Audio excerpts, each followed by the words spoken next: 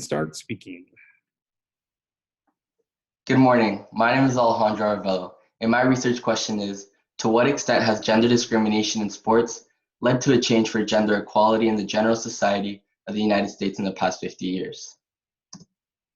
My thesis is gender discrimination in sports has risen awareness to the unequal profession payments, unequal employment and sport participation opportunities, and has led to a chase for equity in regards to equal political and educational opportunities for both genders. Gender discrimination in sports relevance to general society. As Nelson Mandela once quoted, sport has the power to change the world. It has the power to inspire, it has the power to unite people in a way that little else does. It speaks to youth in a language they understand, and sport can create hope where once there was only despair. The main point that is trying to be moved forward throughout this presentation is the same idea that is highlighted in the stimuli, empowering women through sport. This idea is referred to as tackling wider inequalities that branch off of sports and affect women in the general society and the discrimination they're receiving. At the same time, the world of sport remains plagued by many of the same gender inequalities that we see more broadly. Issues such as unequal pay, gender-based violence, a lack of targeted investment, and negative stereotypes and social norms. To start off with unequal profession payments. Although the gender wage gap still hasn't been completely filled, a remarkable 20% of earnings have been recuperated throughout this time. The graph shows the progress that the wage gap has covered over the years, and these statistics represent a 15% increase of wage in around 10 years. This is a big accomplishment, which boosts the efforts in diminishing the gender discrimination that is occurring and recreating a proper wage for women. Gender discrimination in sports has risen awareness upon this issue in general society because it is likewise impacting athletes and their unequal wages. Next, inequality in athlete wages. Sport federations play a vital role in reversing this trend.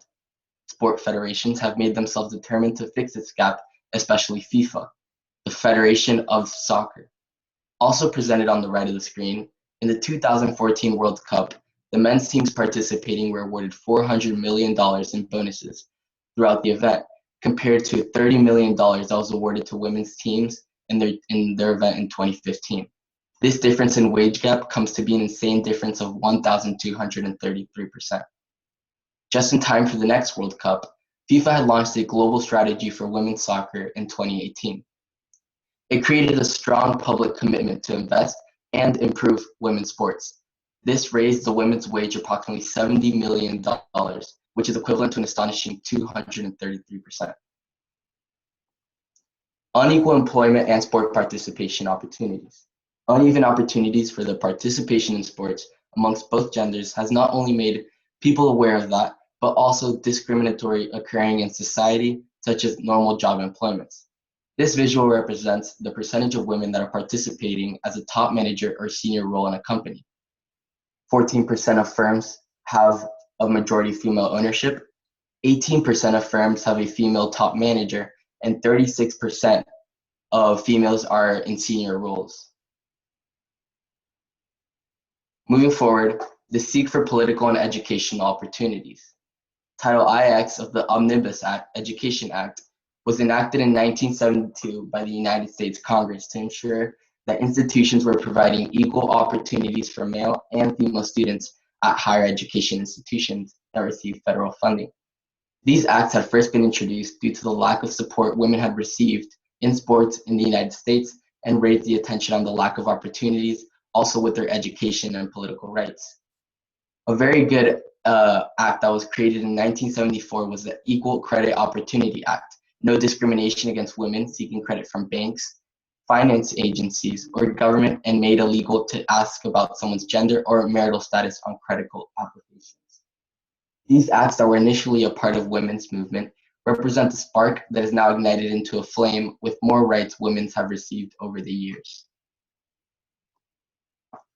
In contrast, many people believe that gender discrimination in sports has caused gender equality in society to be even more ignored because people have become accustomed to it and provide no attention towards it.